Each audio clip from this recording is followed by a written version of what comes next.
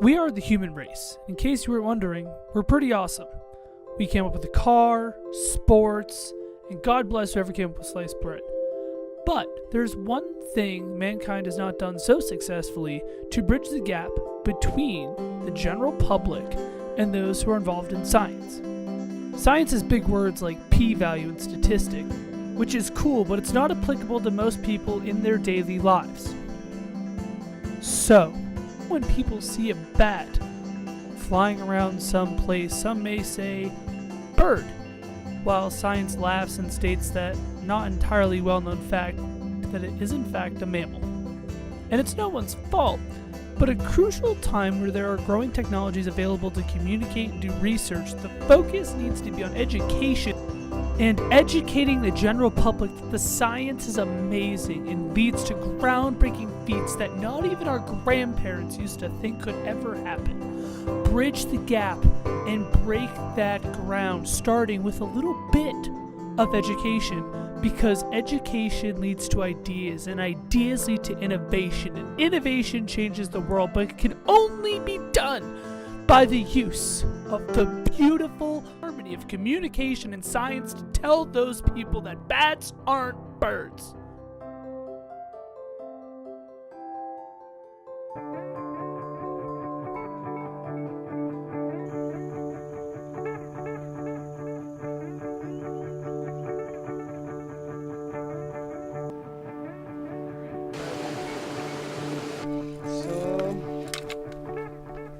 Start, I think.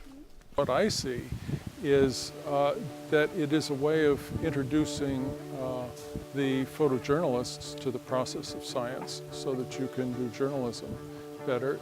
It's also a way for the students to see that when science is done, when it's done well in a way that makes sense to other people. You don't have to say, well, this would be meaningless to anybody except a scientist. Well, maybe that's not science at its best, but science that is meaningful to other people, like photojournalism students who are going to make statements for the general public. Maybe that's even science at its best.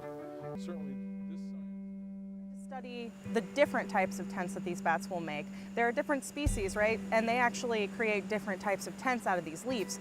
We are comparing the size of antlions to the diameter of their holes, seeing if there was any correlation between the two values. This is something that I truly love to do. We're working on catching butterflies. When we catch them, we determine whether they're fluttering around or darting, and determine whether their body statistics have anything to do with how they fly.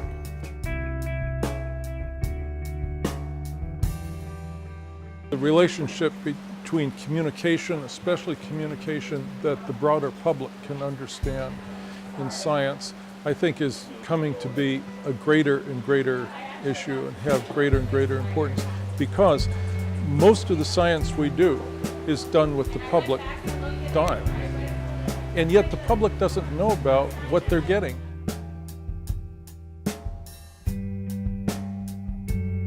Are getting a good deal, but they don't know it. And because they don't know it, it becomes politically very sensitive.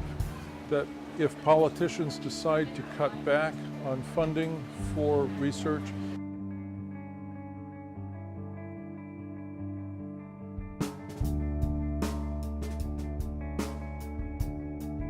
right now we're at a very critical point where we need to see, where the public needs to be informed of the benefits of supporting science, what they have gotten for it in the past, and what they are likely to receive from it in the foreseeable future.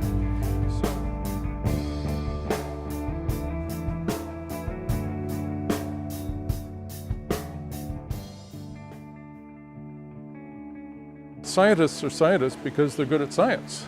They're not necessarily good at communication with people who aren't scientists. And so that's why we need people who are specialists in communicating with the public. Maybe we could do without that.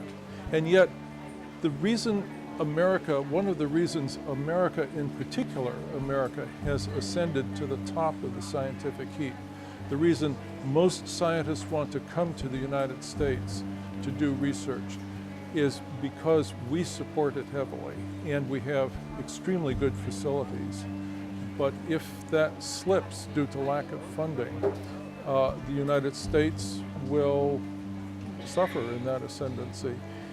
Science and research are done all over the world in an effort to understand the mysterious and undiscovered world that we live in, and they're acknowledged for it. Other countries such as the United Kingdom, Switzerland, Sweden, Italy, France, Germany, and the Netherlands make great contributions to science, among the top 10.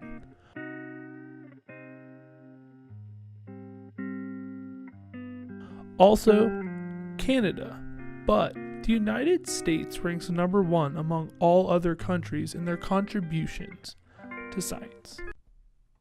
America ranked highest in those values with a 1375 with something called an H value. The H value is simply put the number of publications plus the number of citations per publication.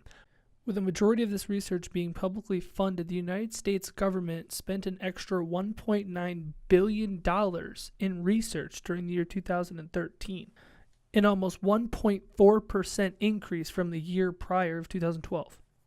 Regardless of political party, that's a fairly large check. So why is there still a lack of communication in this research?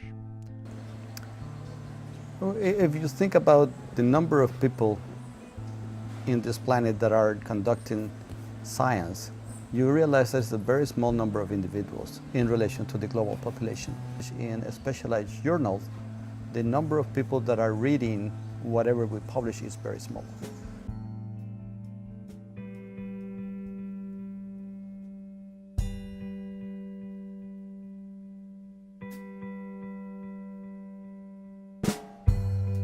The first thing is that we can do is building teams of communicators and scientists that can help put together pieces of information and to make good, appealing stories. I think can help is to get people involved. You know, there is this whole idea of citizen science. For example, we have common people looking at the time when the tree flower. And that type of information can understand, for example, the impact of global warming because, you know, they can see how year after year, because of more temperature, higher temperatures, the flowering time is changing.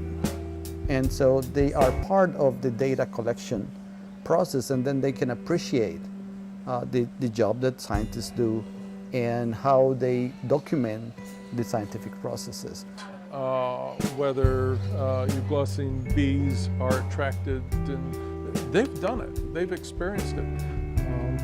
Whether they have seen, you know, they've read about fish having different communities in different parts of a stream. Well, here they're doing it. And is it different in a tropical rainforest than in a temperate forest?